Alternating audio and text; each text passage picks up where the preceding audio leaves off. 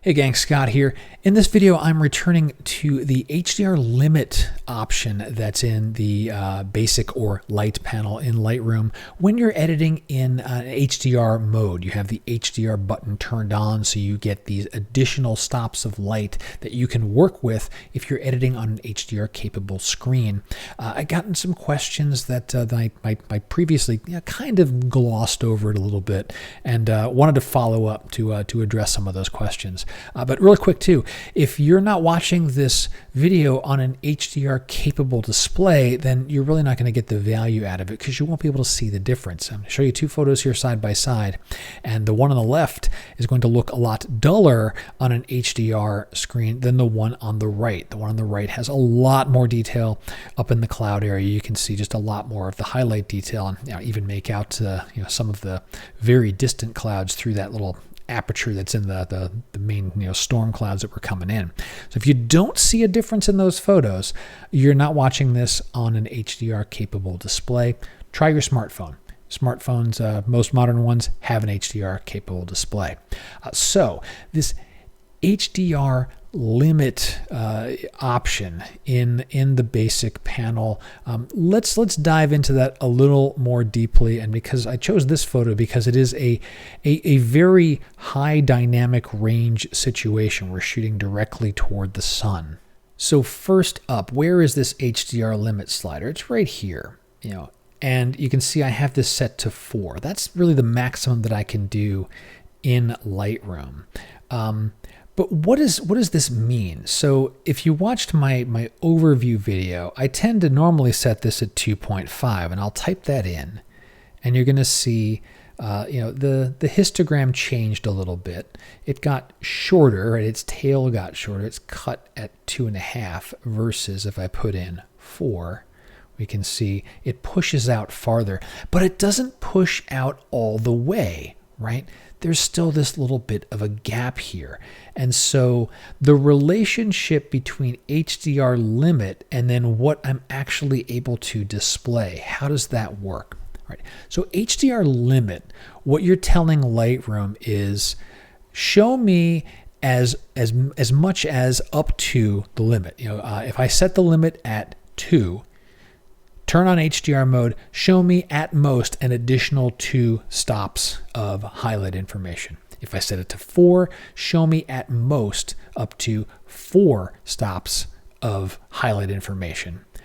The addendum to that statement is within the constraints of the display that I'm working with, right? Where I can tell Lightroom, hey, show me 4 stops of light.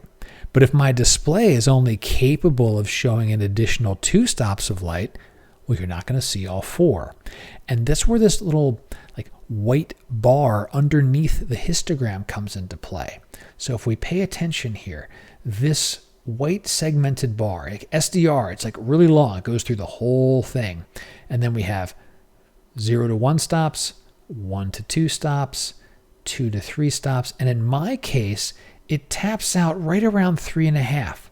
So even though down here, I've told Lightroom my HDR limit is 4, Lightroom's saying, okay, I hear what you're saying, but I can only show you up to 3.5.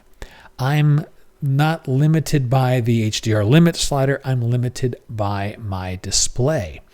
Now, another factor that comes into, well, what can your display show is the brightness setting you have for your display. As you crank up the brightness on your display, it actually tends to decrease the amount of HDR information it can display. Now, I'm going to zoom in on the histogram here. And right now, my brightness on my display is set to about 50%, about halfway. I'm increasing the brightness, and you're noticing that histogram is shrinking down. Now, you can see the photo's gotten really blown out because I've cranked up the brightness so much. And the opposite is happening with the histogram. As I crank up the brightness, it's saying, look, you're really increasing the brightness on your monitor. I can't show you the nuances and the differences between those highlights anymore because everything is so bright. I'm going to go back to about where I was. this is at my 50% brightness. And why 50% brightness for me? It just comes from printing days. When I would print something, I'll still do, print something. Well, I don't want to have my monitor so bright that when I print it, it looks great on my monitor. Then I print, a piece of paper doesn't have that backlit ability and it looks really dark. So I've always kept my monitor right around, 50% brightness. Well, now what about the opposite? Now I'm going to decrease the brightness on my monitor. And now it's like, I've gotten up to that full 4 stops. I can actually see all of that information there. The rest of my photo looks very dim on my monitor, and I don't like that. So I tend to keep at 50% because that's how I like to edit and look at my photos.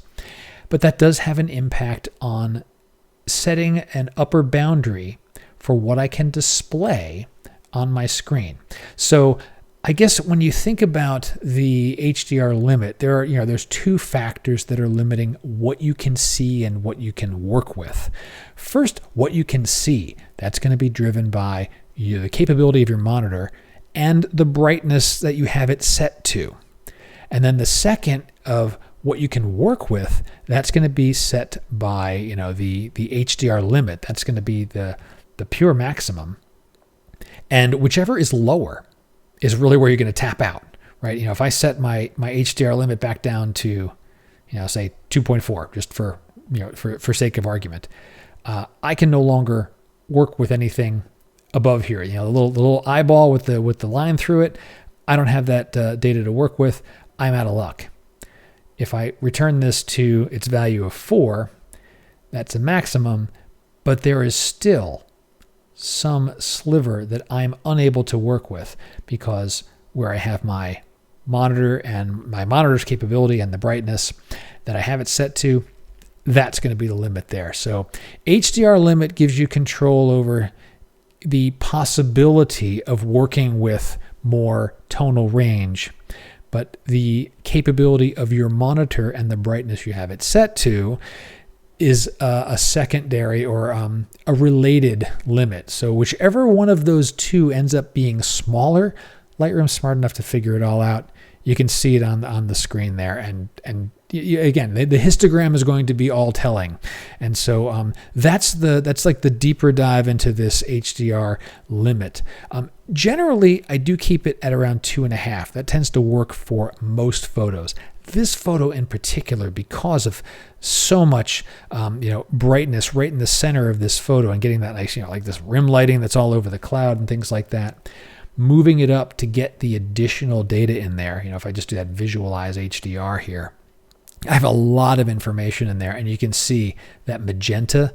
There is data to be had out there. It's not clipped because it's not showing up red, and it's out there, and I wanted it. But this one has much more additional stops of light, and enough that was non-trivial up in that 3+ range that I wanted to have that available to me to do my editing. So I hope that further clarifies the HDR limit slider and the relationship that your monitor's capability and brightness has to it. Questions, go ahead and drop them below. And until next time, my name's Scott Davenport. Have fun.